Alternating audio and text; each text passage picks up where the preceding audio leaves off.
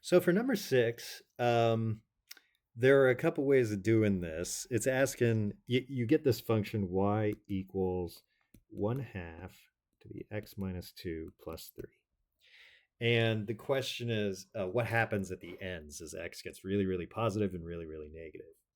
And what I'm hoping you're able to do is to think about this in what's called an analytical way, where you're not just running to a calculator and plugging in huge x's and really negative x's and seeing what values you get, but really trying to think about what the graph is doing, or thinking about as you plug in gigantic values of x's, positive or negative, what happens to that half to the whatever.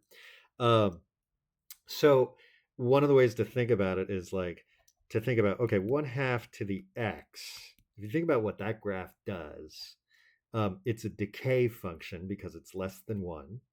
Um, and since it's a decay function, the parent that is a parent function. It's going to do something like this, right? Um, and then when you get to the point where you're doing okay, shift it, with that two and the three, all that's going to do is it's going to shift 1/2 to the x minus 2 plus 3. So this is going to shift it 2 to the right and 3 up. So if I kind of do this in like a slightly different color, 2 to the right, so over this way a little bit and up a little bit, you're basically getting the same kind of curve, but it just looks like this instead, right? So then from this, you can say, well, okay, as x goes to negative infinity, so that means as my x values get really, really negative, so I'm going to the left. What happens to the y values of that blue graph? As I'm going left, the y values shoot way up. So y goes to infinity. And then as x gets really, really big, really, really positive, so that's saying as x goes this way now. So now moving along the curve this way, the y values get really close to 0. Oh, no, sorry. They get really close to 3 because I moved everything up 3 units. So instead of an asymptote of 0, whoop, oh, I lost that line. Instead of an asymptote at y equals 0, the asymptote is now y equals 3. Okay. Let's see. That's one way of analyzing it. Let me give you another way, because my guess is that some students will like this one better. And this one, I think, is a little more related to how you would learn it in calculus and that advanced kind of thinking. Um, so if we look at 1/2 to the x minus 2, let's say, and then let x go to negative infinity. Actually, let's do positive infinity first. I think that's easier. Let x go to positive infinity. Well, that's kind of like saying, okay, well, then this is like 1/2 to the infinity minus 2, which is 1/2 to the infinity.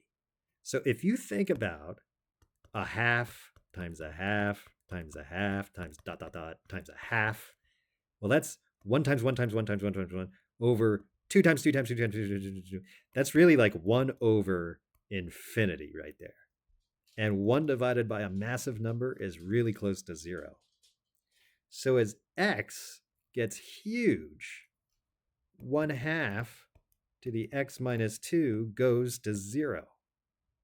So as x gets huge, 1/2 to the x minus 2 plus 3 goes to 0 plus 3, because this part turns into 0. This part right here turns into 0. So that's another way of getting that y turns into 3 as x goes to infinity.